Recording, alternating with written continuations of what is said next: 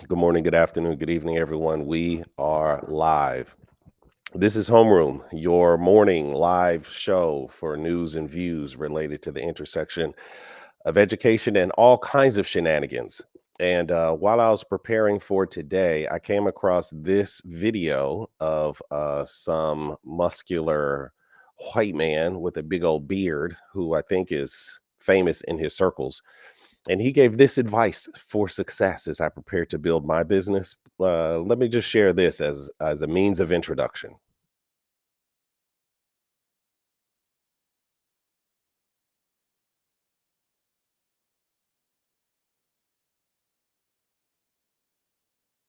All right. How about that for a recipe for success? Eliminate distractions, get started, get better, and never stop. If success was only that easy, but according to this fella, maybe it is. So, this is week 3, day 2 of a 5-week commitment, in case you guys don't know, where I am consistently posting live on YouTube as an experiment to see what really resonates. So I posted all kind of stuff. I'm not going to spend too much time on this. You can check out the replays for more of the backstory. But I'm in all sorts of spaces, and I'm not confident which space the market really responds best to me in. There is, some of you may know, I do Husbands in Pursuit. So that's more the personal development, relationship stuff. Everybody loves those topics and it resonates. Same with my analytics. Education, not so sexy. But as another clip says, and I'll probably play it in a future date, the sexy, the boring is where the money's at. But that particular community doesn't give me as much engagement, as much traction. They're not donating to the Kickstarter as much. And so I want to be responsive to the market while also being true to myself, and finding out where that balance is the journey for the day. So for now, I have to just focus on these 4 things: eliminate distractions, get started, get better, and never quit. So thank you for that little bit of introduction. But today, the way that this works, Mimi, Anita, and Gupnu, the way that this works, I'm going to spend some time while you're doing your morning duties, laying down this multi-part investigation that I've been undergoing regarding diversity, equity, and inclusion. So we have done this for the last 2 weeks, and this is week 3. Well, not really, but anyway. um, and we have started way back in history. We've marched through time. So if you want to, you can check out those replays. They're all on YouTube, so you don't have to like search through the app and figure out how to do the replays. And we have made it to the air quotes modern times. So we're looking at approximately, this story could start as early as the 1940s and 50s, when maybe it was Truman who officially desegregated the military. That was the first institution in the United States that was desegregated. Fast forward to the 60s, where you get to King, Kennedy, X, and that whole Black Power movement, aka also, how do I say, parallel to the civil rights movement, right? So you have those things happening, and you can fast forward again to the 90s, maybe the early 2000s, late 80s, where I think this segment of our journey lands. And I have a special guest coming on Sunday. So if you don't mind, mark your calendars. I should put that in the thing. Good morning, everybody. Consistency, ready to engage. I appreciate you, my dear. Leticia is over on the YouTube checking us out there. You're welcome to do the same. We Let me do a few little things here. Yep. Nope. Yep. Nope. I'm sorry for the for everyone else. Why is it doing that? Why are you doing me, bro? Okay, here we go. All right. Sorry for all that. Anyway, we are here live for the morning show, Monday, Wednesday, Friday morning. So this hour, while you're getting ready, enjoy this experience. I'm going to be unpacking Clarence fucking Thomas today. Very compelling character in the story of diversity, equity, and inclusion, and American history writ large, right? Because he is a contemporary of Bill Cosby, of the Weinsteins, of maybe a little bit before P. Diddy's time, but whoever was P. Diddy's mentor was certainly a member of this era. So whatever came up regarding how men behave during that time, he was certainly part of that crew. And there's so much more. I'm sure you can't wait till I get there. So let me just take a moment to unpack after I lay this groundwork. So that's where we're at. We finished the historical context. We are now into the more modern times. So I have a special guest coming up on Sunday, 2 p.m. Pacific, 5 p.m. Eastern. We're going to be right back here, but it's going to be our more professional grade 2 hour conference. I have a featured speaker coming. We've got segments. It should be fantastic. And then we will move into this more modern version, which you young folks know as DEI. But after scouring history, I think a lot of what we see today is going to make way more sense. And this Sunday is going to be a real serious unpacking of that journey. Okay, so with all of that said, if you guys haven't done so, ping a friend or let someone know. The great thing about YouTube is that you can drop a link and it's a lot easier for people to understand and experience. Given the fact that I am going live, it's just hard for me to click all these ping buttons and talk at the same time. But I'm also against the like quiet time, while I try to ping. So I'm going to rely on you guys to let just 3 or 4 people know that we're here and that we're live and that we're talking about Clarence freaking Thomas. What a character. Let's get into this. At the end, oh, no, one more thing. I should make notes so that I'm clear on, on how this goes. Oh man. Shoot, sorry guys. I just had a technical challenge here, which I didn't expect. And I don't know what to do about it. So, how about I unmute my video? Okay. I apologize. I should be taking notes on this. The last thing I'll say is for this show, the way it's formatted, after I do my Clarence Thomas deep dive, I want to invite everyone who's available onto the stage, and the stage will be open, so you can talk about what you're present to. You can respond to what you've heard. You can bring up your own news and hot topics about what's going on in your space. We're here to hold space for our educators as we have some unstructured fellowship and community time. Okay, with all of that being said, let's get into this. Clarence freaking Thomas, no better way to start than at the beginning. Leticia, since you're on YouTube Live, let me know if the audio is coming through because I've had some challenges with my audio for this video, but the video is above. I'm going to put the video right here. Check this out and let this set the groundwork for Clarence Thomas.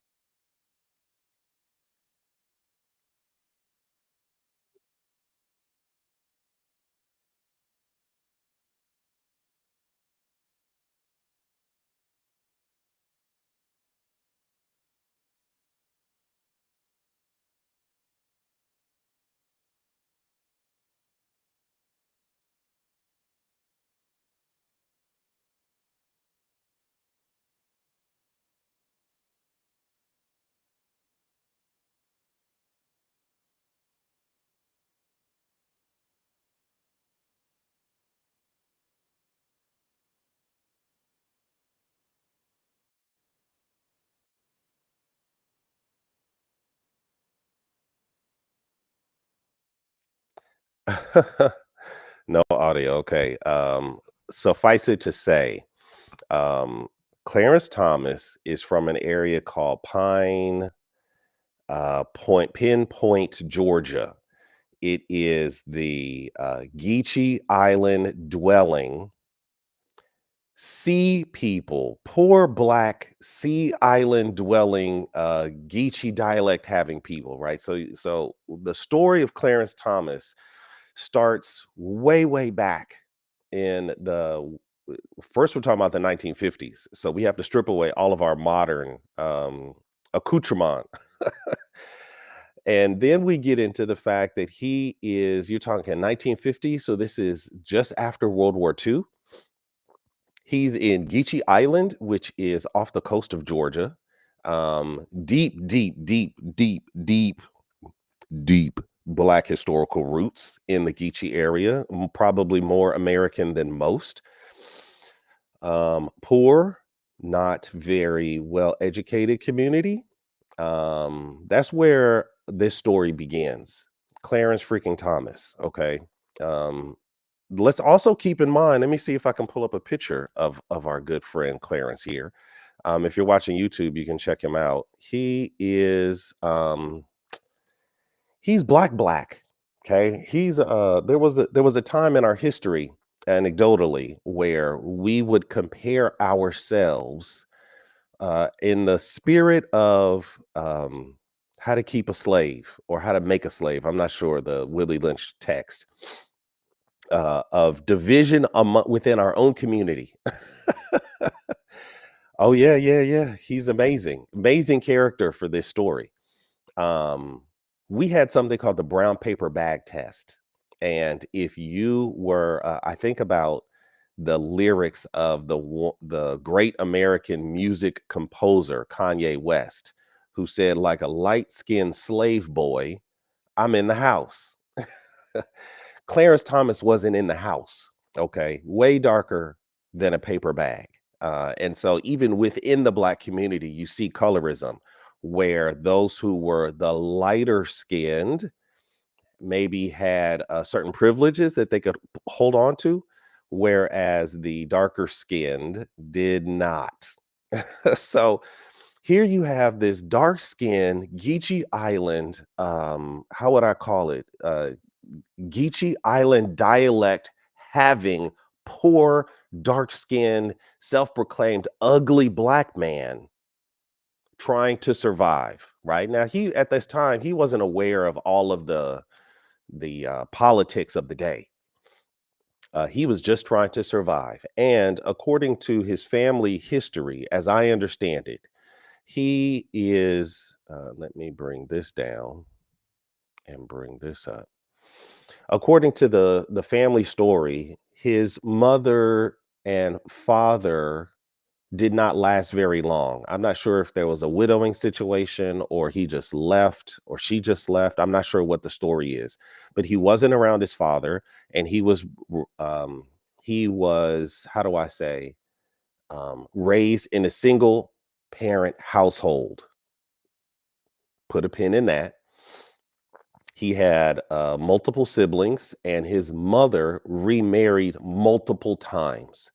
So he did not really have a safe space in his parental home. And as he grew, there were increased tensions between the new stepfathers, the siblings, the favorites, and all of that.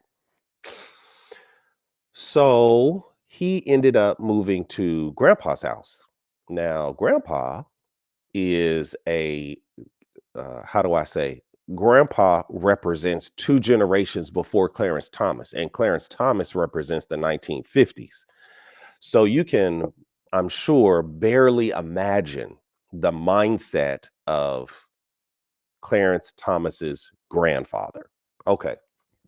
Now, with that said, he was a devout Catholic, and the Catholics, shout out to affirmative action, also integrated their schools at the time that Clarence Thomas was coming up.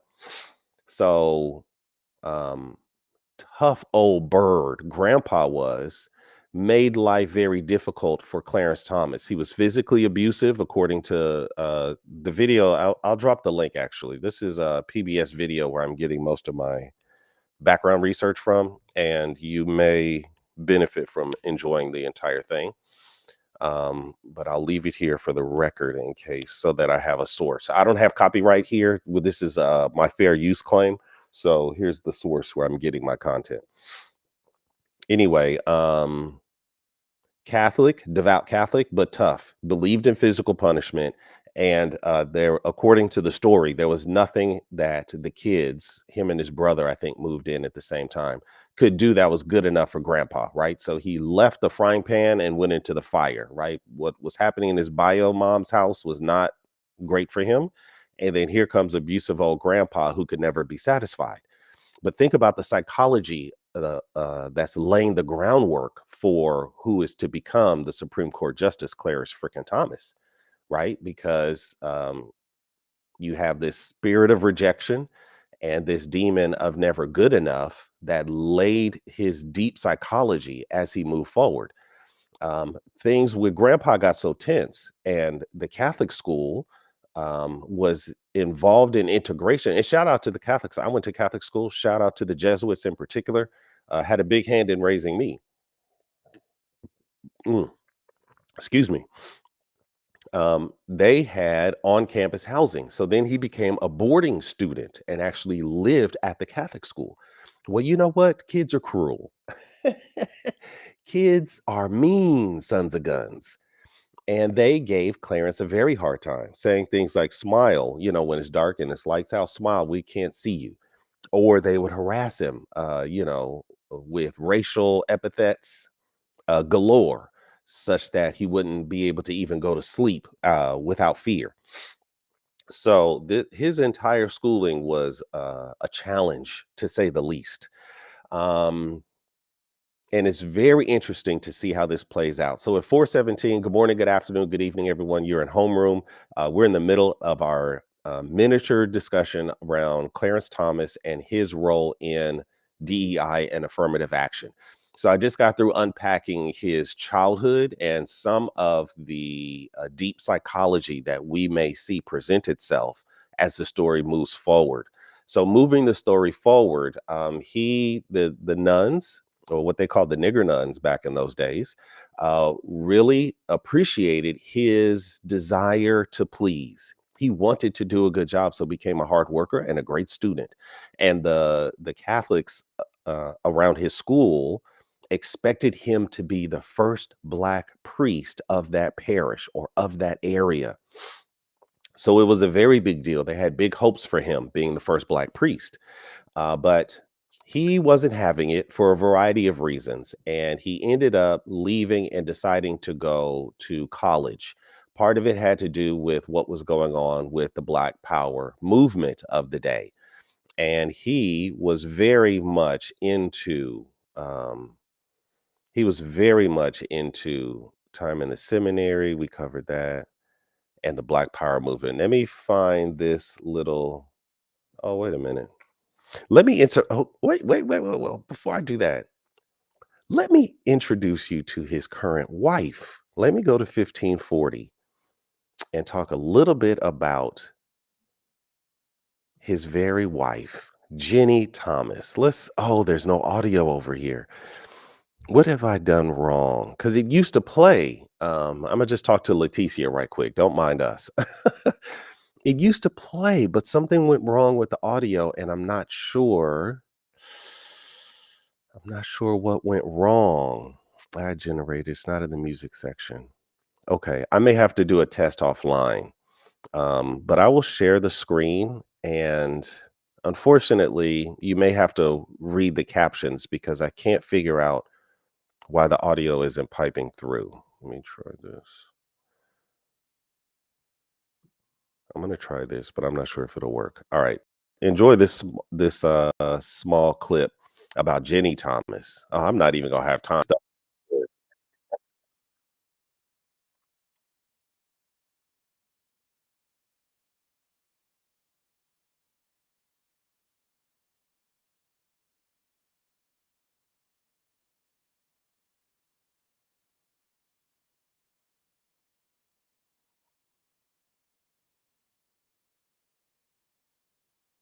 So Jenny was a bit of a reject as well, right? Jenny's parents, which you may see on the screen, had a bunch of kids, and then later, like years later, Jenny was born. So she was the mistake child.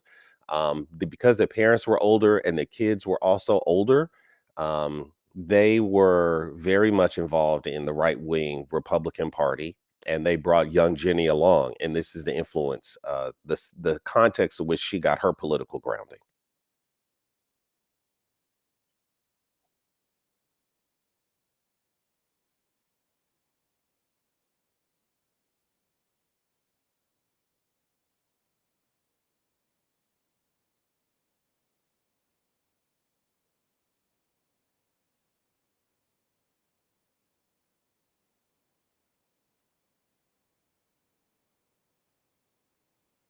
What you see here is a political video that came out of her sect. This group that we're talking about is the precursor to like the QAnon group, right? So just keep that in mind. What we see on the screen is classic 1960s, what looks like civil rights video footage, black and white video, but it goes far beyond race. They're talking about the general decline of the moral compass of the United States. The streets are not safe. The morality begins to flourish. Violence hits American against American. We don't want this. Shots of the city, newsstands with pornography on it, people smoking cigarettes, fast cars, kids doing the twist and topless dancing. Ooh wee.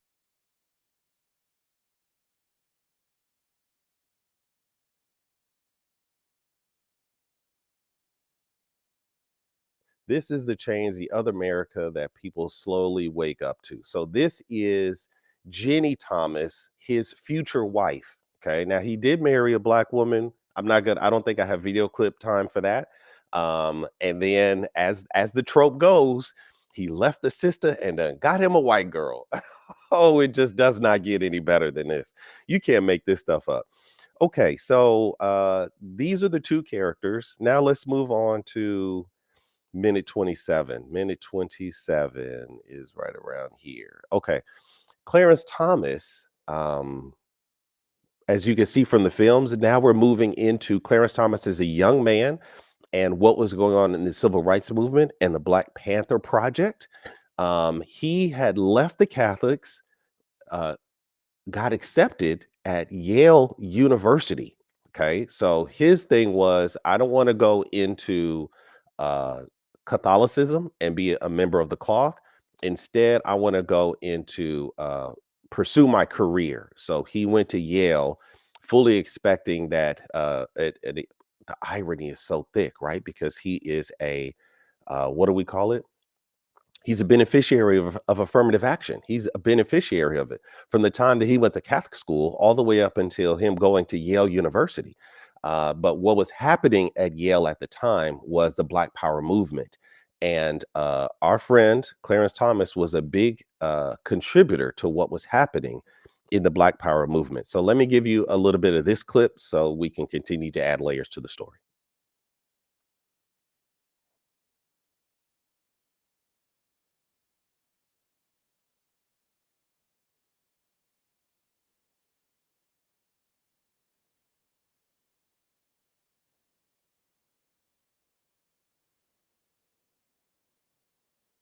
So this was his Holy Cross was his all male Catholic boarding school.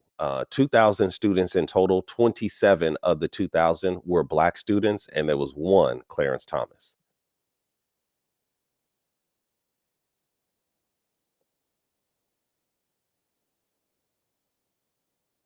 This is him and his class friend, and they wanted black power. They were with the Panthers. They were about that Malcolm X life. This was Clarence Thomas, mind you, mind you. All right, we're going to leave it there. So he was heavily involved in the Black Power movement. A lot of student protests were happening at the time.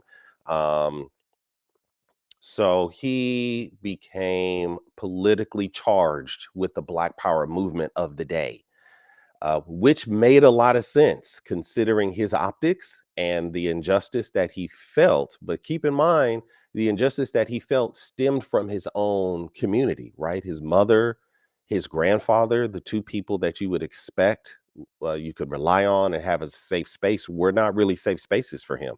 He left those environments, went to a Catholic institution, not really a safe space for him, you know. And now comes the political charge of the Black Power movement, and he had something to latch onto, which was really quite interesting until I'm going to move all the way forward. There's plenty here so you can enjoy it. I just want to give you some highlights. Let's move over to minute 41 and talk about his experience at Yale Law School a bit.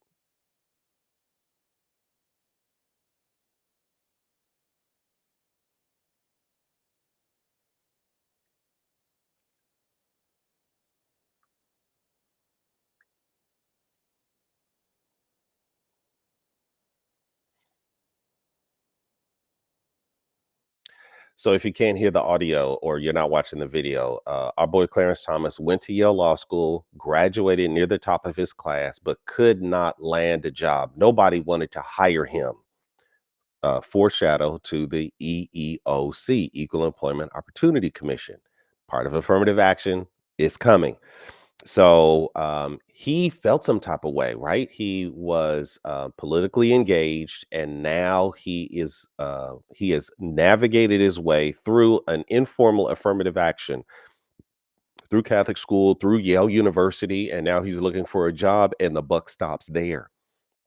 And what he ended up doing, as the story says, he put a 10-cent stamp right on top of his diploma because he says that's how much it was worth. Now, here's where things get interesting because this, I think, is where his politics began to change. Let's see if they get into it here.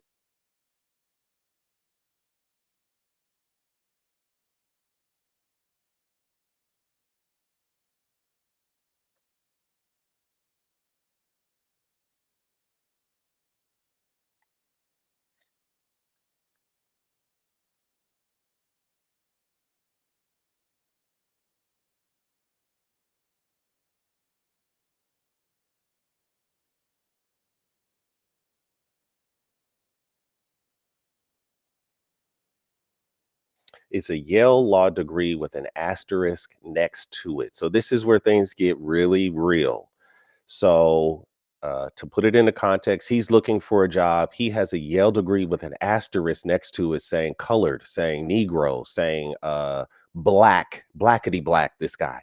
So he felt that it was affirmative action, this policy of underqualified, but the right color or the right identity politic that creates opportunity. He didn't like that. So he went from in the realm of a decade, I'll call it. He went from black power politic to affirmative action is whack. Now, what this does, and I'm gonna now let's move really quickly. His position was political candy for the Republican Party because they now have in the body of Clarence Thomas a black man who parrots, no pun intended, their talking points. We're talking about Ronald Reagan era. Okay, so this is after Kennedy, after the assassination. Even L.B. Johnson, continued to push through some of these civil rights movements, policies. You're talking housing issues, employment issues, school issues, right? This was what LBG kind of rounded out what Kennedy intended to do in the first place. Then comes Ronald Reagan, and Reagan starts the push back against that. So he's saying all lives matter and we don't need affirmative action. And then here comes Clarence Thomas, who also is saying the same thing. So that brings me to minute 56:50. Let's go up a little bit and check this piece out between Reagan and Clarence Thomas. I hope you can hear this.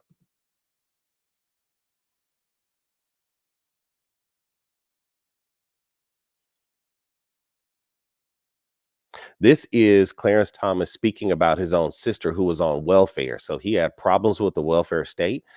He said that his sister is dependent on welfare and her children are dependent on the mailman bringing that welfare check to the point that they feel entitled to get it, which means they have to work less hard in order to earn it. Okay, so this is his position. And he's even putting his sister on the public consciousness and the Republicans love it. You'll see.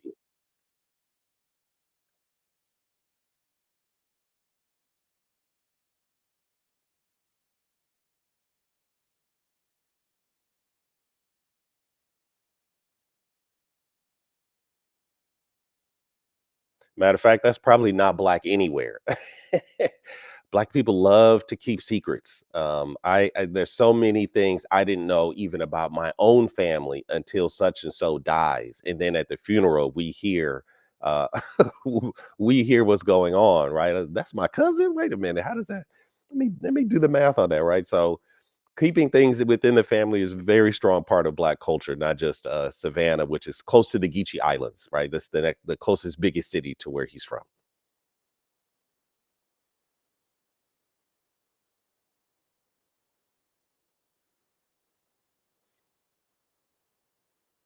What you see on the screen is a picture of Clarence Thomas, a struggling and rising political operative. He used to clerk for one of the senators, and now he's shaking hands with Ronald Reagan.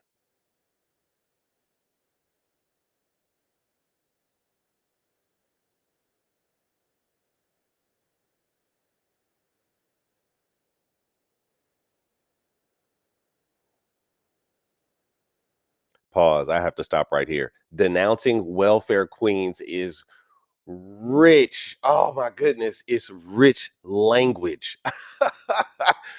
Ronald Reagan made his hey Mimi, glad to see you. I'm gonna invite you guys up on the stage. We're right about the 32-minute hour. So I'm gonna land this plane and then I'll bring up the community. Um Ronald Reagan made on his political platform the denouncement of welfare queens. The irony, I had to pause because the irony is the greatest beneficiary of welfare was white women. But the welfare queen concept was Clarence Thomas's sister, and he was willing to throw her under the bus, some would say, in order to advance his political career. Maybe others would say it had more to do with what he thought was right. So this is the scene. Once he got connected with Ronald Reagan, oh, he was on fire, right? So Ronald Reagan, him parroting the same thing. He moved up clerking from senator to senator, ended up becoming a justice, and ended up becoming Chief Justice, Supreme Court Justice, right? Because oh, what was the first? What was the first? Thurgood Marshall. Thurgood Marshall had left the bench.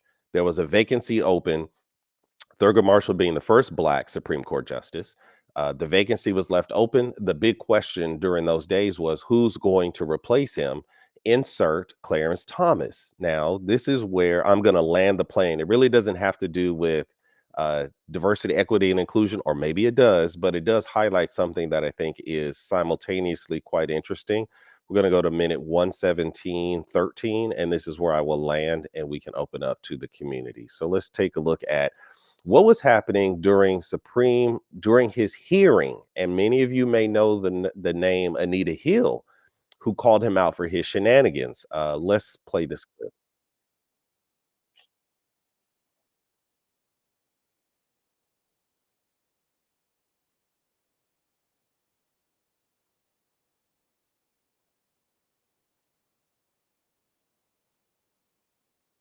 The oh God, the story, the irony, I can just appreciate it so deeply. Imagine the scene if you can't see it. Here you have Clarence Thomas, Black man in all versions of that concept, sitting in front of all the white men during the Senate confirmation hearing, and along comes the wrench in the system. Anita Hill claiming that he was sexually harassing her in a variety of ways, right? Um, who child, it's wild. This story. Let's listen and finish. This is the voice of an actress serving as his wife.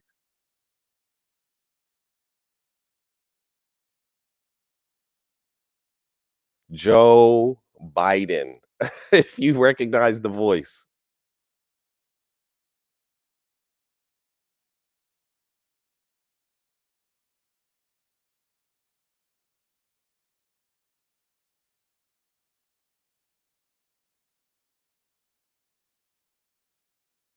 Mm,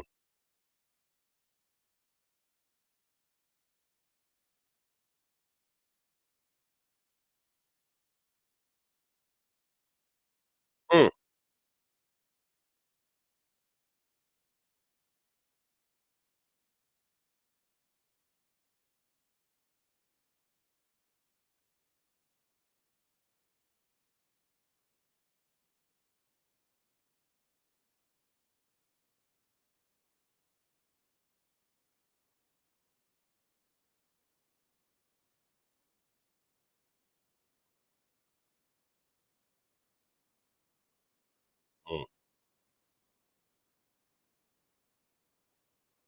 A travesty.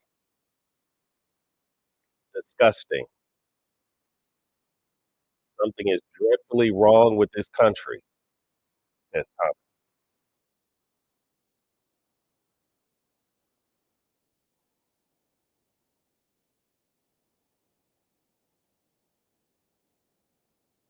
Mm,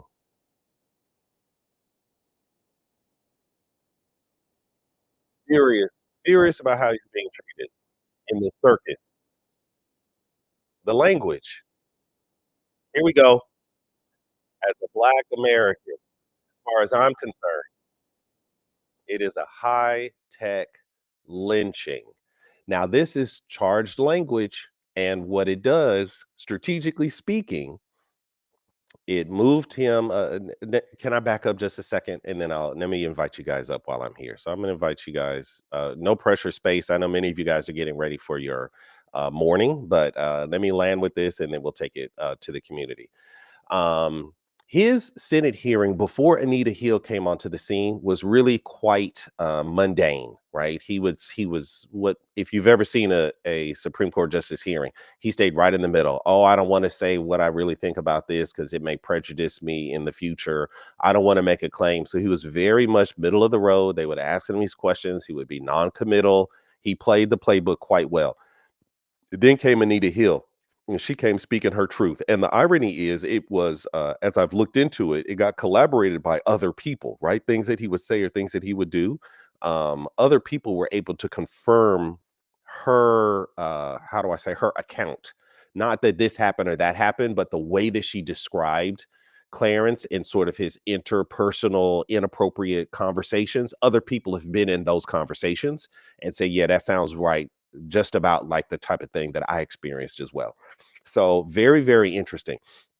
But that is political explosion, right? That's C4 or TNT, dynamite. There's no way that he was going to survive this. So on the following day, Joe Biden says, "Do you have anything you want to say?" Perfect softball for the home run pitch, and he closes his remarks with a high-tech political lynching.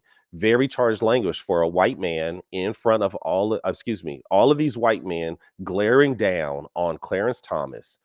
He pulls perhaps the most powerful card and says, "You guys are lynching me uh, in this way." And that changed everything. Within, I think, 24 or 48 hours after that, he was confirmed and he became the Supreme Court justice. So politics at its finest, ladies and gentlemen. Clarence Thomas, a beneficiary of affirmative action, and yet the staunchest opponent to affirmative action at the same time. Contemporary of Ronald Reagan, all up in this scene of modern DEI stuff. We find Clarence freaking Thomas in the middle of American power and politics. Um, Let me land my plane here because I could keep on cooking, but I have some special guests up here on the stage. I'm going to send some invites to everyone. It's a no pressure space. I know how the mornings are. But Mimi, Taylor, and Nazi, welcome. I'll go in that order. Mimi, introduce yourself. Either tell us what came up to you for you, what are you present to, or what news or events do you have on today? If you're ready, Mimi, the mic is yours. Oh yeah, I remember when this whole case was going on, and I've always remembered her, Anita Hill, and I thought that, oh well, she was a up and coming like lawyer, and or she was a lawyer at the time, and she had a lot to lose as well. So I think that Clarence Thomas played that ending race card at the end to make all of those white men feel guilty, Hmm. and that's why they confirmed him. Like the words that he chose to use, and once he came over, like I remember being a government contractor, it just wasn't hitting. Like men were just making passes at women, and uh like they were so powerful at the time, like especially when Clarence Thomas was confirmed, and I hated it. Like I was definitely on her side. Hmm. I believed her because she had a lot to lose as well.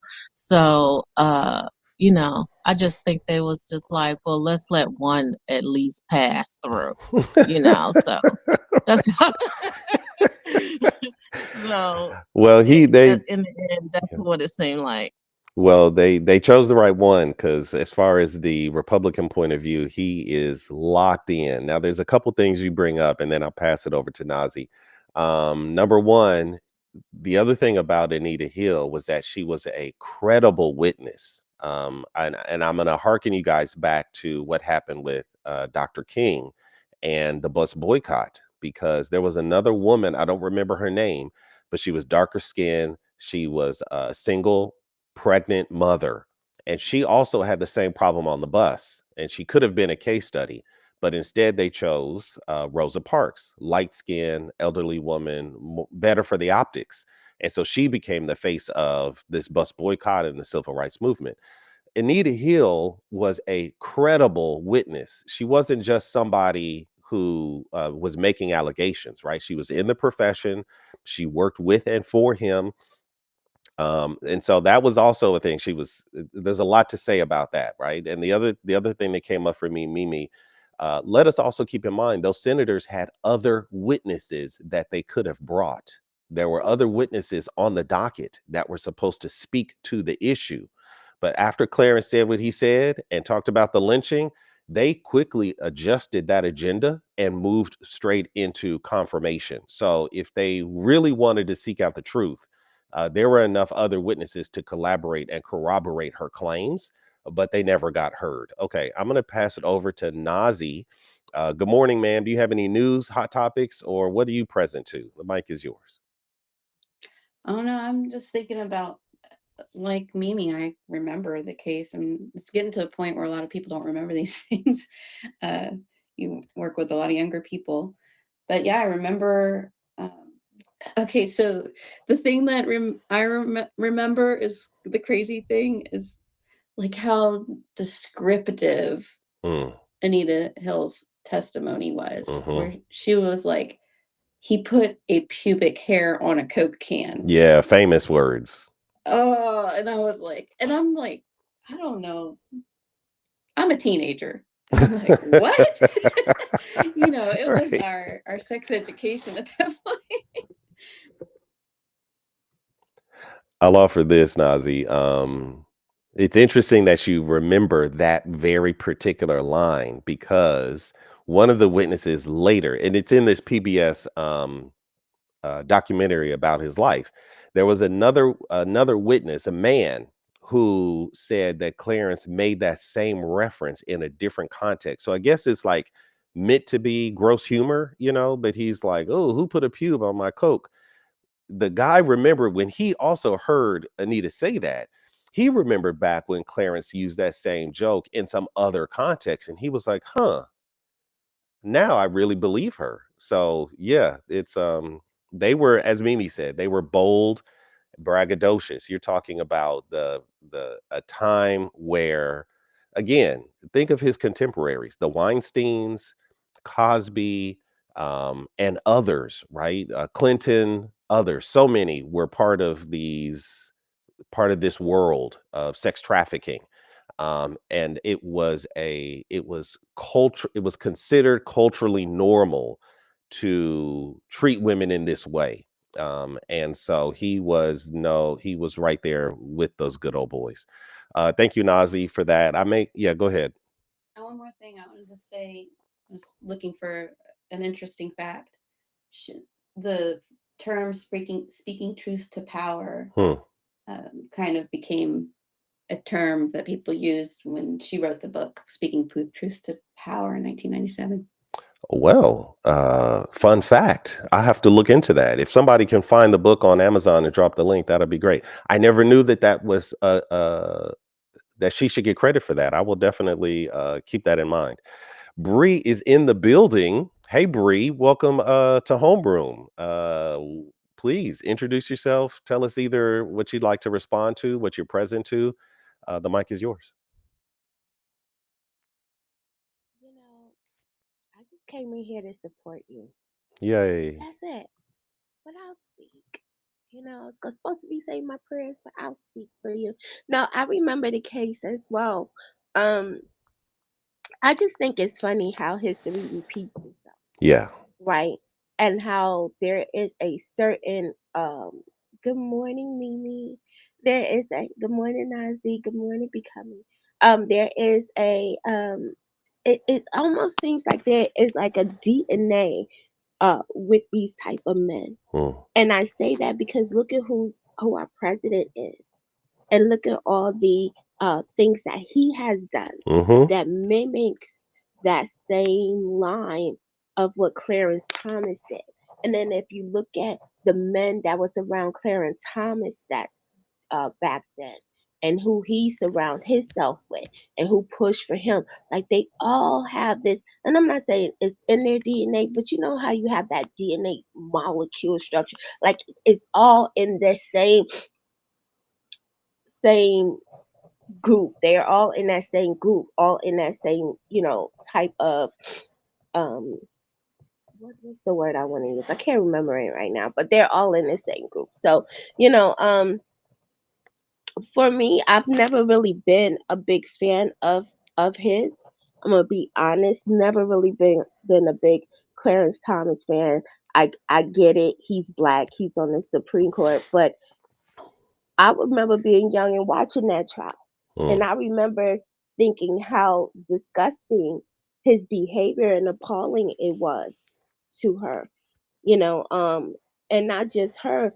And it was like a slap in the face for all black educated women who make it to a certain level, but yet and still the person, your counterpart, who's supposed to understand that, because you guys are supposed to be striving in black excellence together. Not saying her counterpart as in her husband, but just someone who looks like you in that world, moving in those circles that you're moving in. They're supposed to understand, like how hard it is for you guys in particular to get there, and for him to do that to her. I always thought that was crazy, but I was a young girl when that came out. And as you get older and you read about these things and you look at it, you just don't become surprised, because look at who he nominated in. He brought in somebody just like him. What was his name? What was his name? Kavanaugh, the last one that Trump brought in to the Supreme Court. How do you say his last name? Um, Help me, Hassan. I'm What's looking his for last it right name? now. You know who I'm talking about? And he Roberts. had all these. No, no, no. It was the one that had all of the rape allegations against him. Kavanaugh. I think that's how you say it. Kavanaugh. Yeah, Kavanaugh. Mm-hmm. yeah. I think that's how you say his name. You know what I'm saying? He voted for him. So there's I'm not surprised. I am not surprised, because when you look back, look at their circle. Their circle has all had the same kind of issue. You know what I'm saying? Um, Dealing with women. Mm. How they treat, how the treatment of women, especially black women. So yeah, I'm not surprised at all. Well, you know what's interesting, Bree, and thank you for sharing that. But let us keep in mind that yes, the Donald Trumps. We're talking about when these men were younger, right? And what triggered me was this idea that it's part of what I would call our cultural DNA, right? Donald Trump, Diddy, Clarence Thomas, Clive Davis, Harvey Weinstein, and all those guys. Joe Biden sniffing little girls' hairs on camera, like Bill Cosby, R. Kelly. All this crew represents the top 1%, right? These are the guys at the top of the top.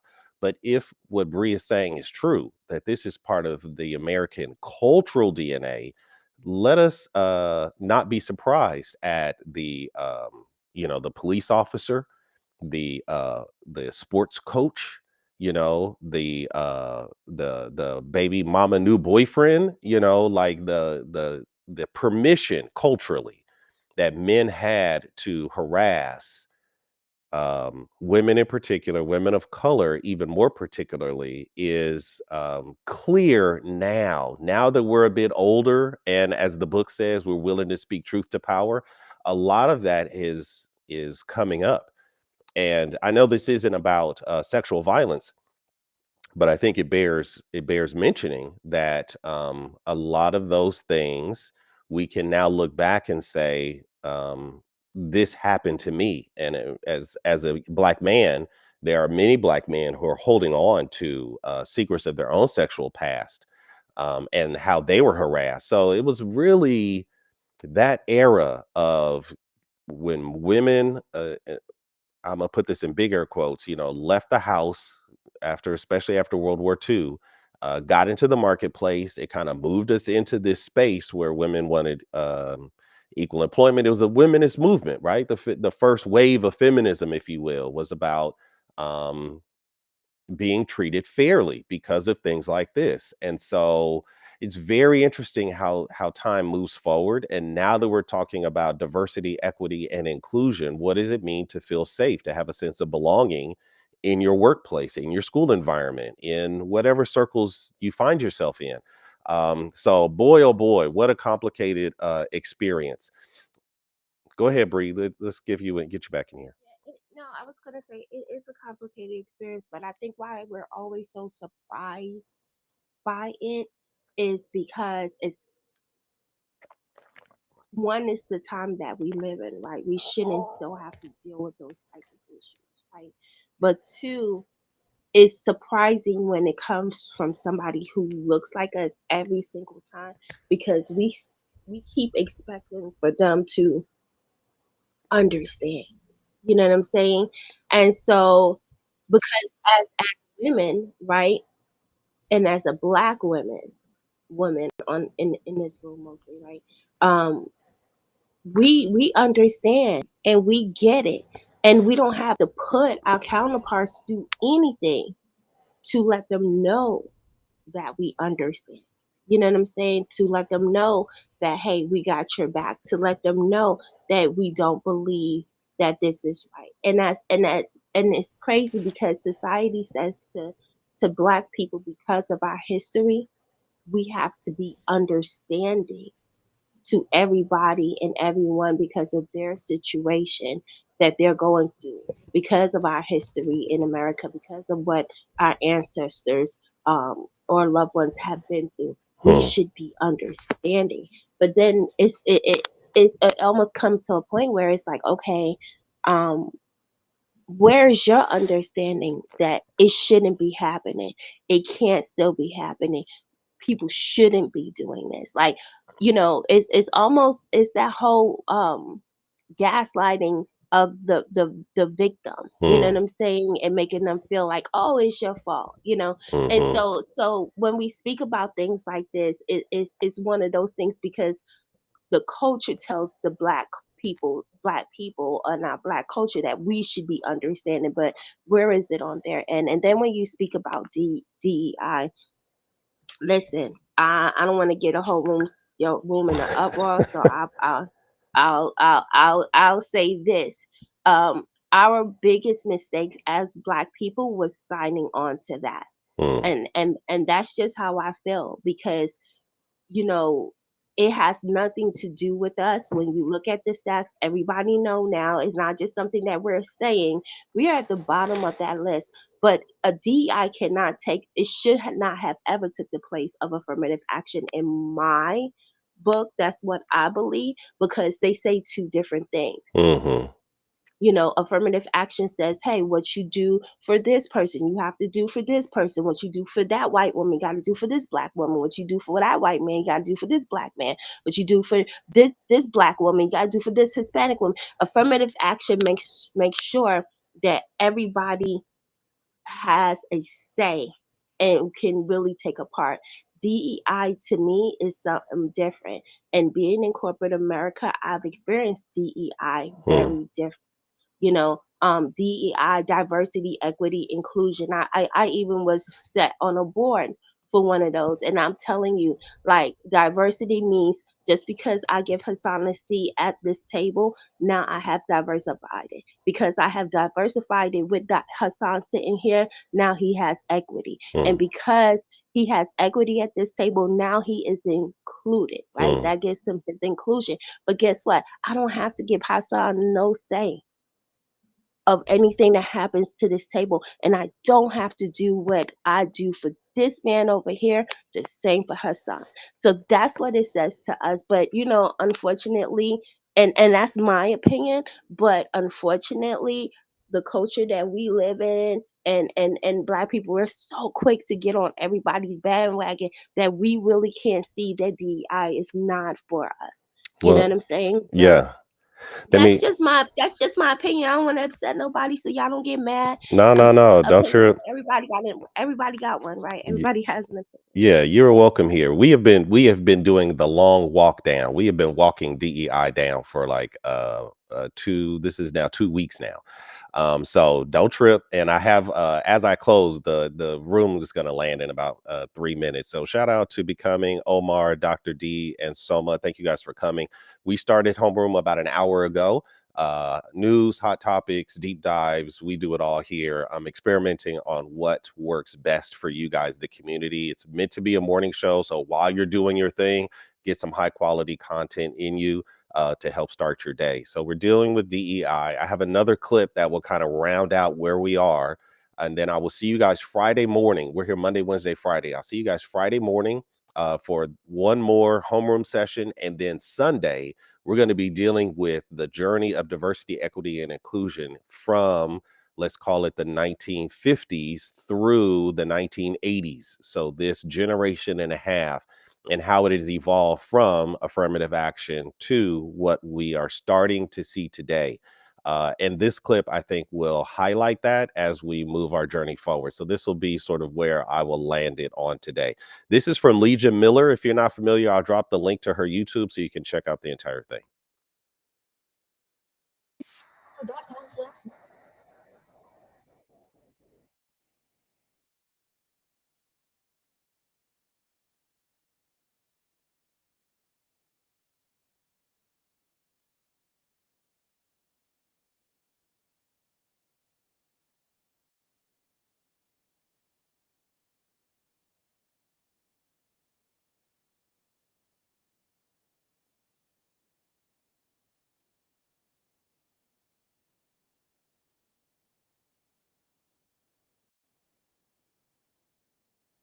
So the original version of affirmative action was taking actions to ensure, as Bree said, that applicants are treated without regard to their race, creed, color, or national origin.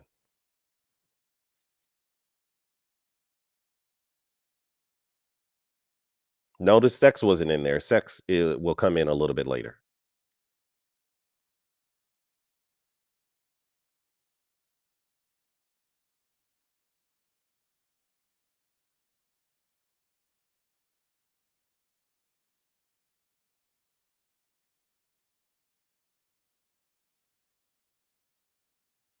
Equal employment opportunity. Keep in mind, Clarence freaking Thomas, the center character of our day, was the first commissioner of the EEOC.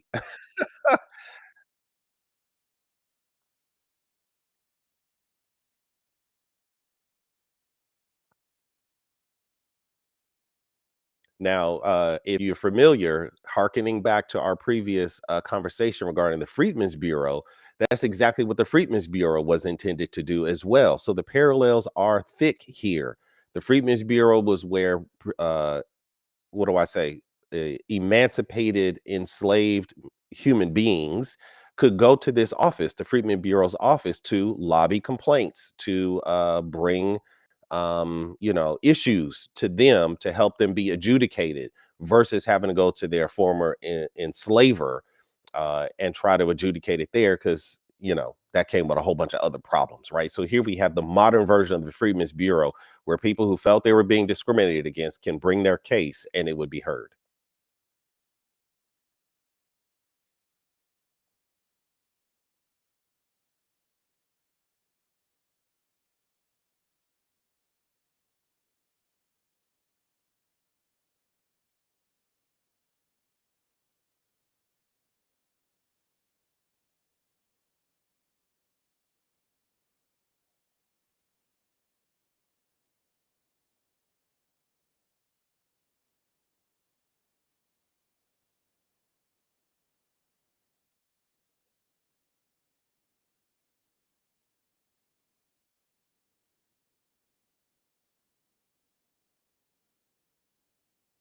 Now, what's interesting is she talked about the defense industry. So this is within the federal government. So the federal government was making moves and making some changes in the early days, what I'm calling the golden era.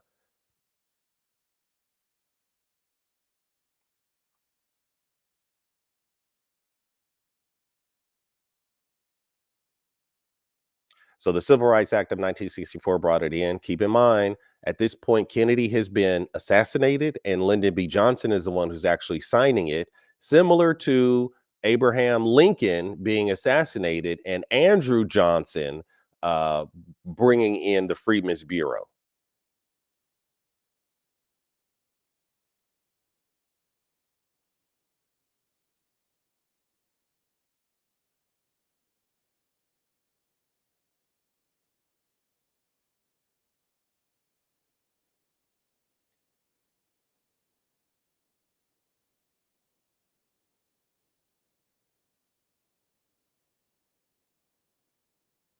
So now we're getting into Nazi stomping ground, right? So we have this case where versus the Board of Education. There's another case, Backy, which deals with higher education. So now you can see I'm starting to seed how diversity, equity, and inclusion makes its way into the education sphere. It really wasn't the priority. It was about employment and other things, but now it's starting to creep in, and the conspiracy theorists say there's some nefarious intentions behind the pro DEI people and their presence in education. And so this is when you start to get, I'm foreshadowing here, where you start to get language like indoctrination of our young people.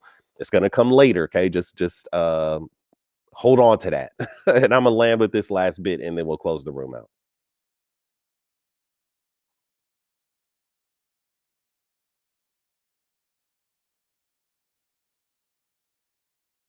Seriously, racists could not catch a break during this golden era. Ladies and gentlemen, thank you guys for joining me. We'll be back again on Friday. We're going to pick up where we left off as it relates to the professionalizing of diversity, equity, and inclusion. It really became big business. And that's when what I'm calling the golden era of this space got converted into a profit making machine. So let's take a look at that on Friday, and then we'll be together for the full live experience on Sunday, 2 p.m. Pacific, 5 p.m. Eastern. Mark your calendars if this is of any interest to you. I would invite you to join us on the journey. There is a YouTube link, so if you haven't done so yet, I would appreciate your support.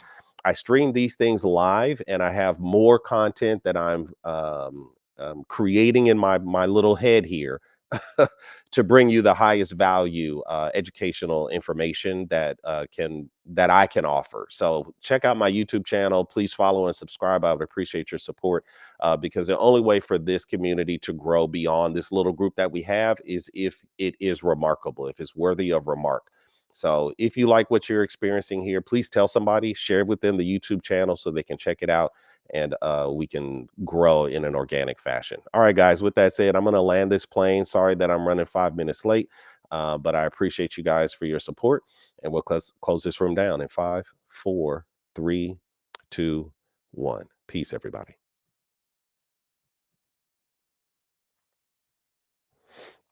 All right, guys, we did it. This what you see here on the screen, and I'm going to try to figure out my yes, the ladder of parallelism continues to grow. Leticia, just between the two of us, I'm not much of a numerologist. I consider the numerology clan the group of people that how would I say, they can find patterns in anything, right? So I'm not that far with forcing patterns, but there are so many parallels, it's hard to deny. What you see on the screen here is where I want to pick up on Friday, how it became a corporate initiative, diversity, equity, and inclusion.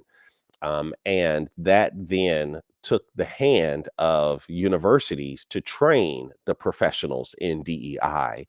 And that's when things start to go forward. So that's where I'm going to pick up on Friday, everybody.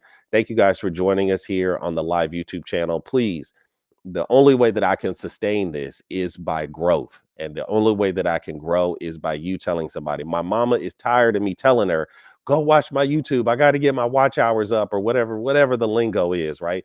My cousins are like, don't send me another text, bro. 3 times a week is too much.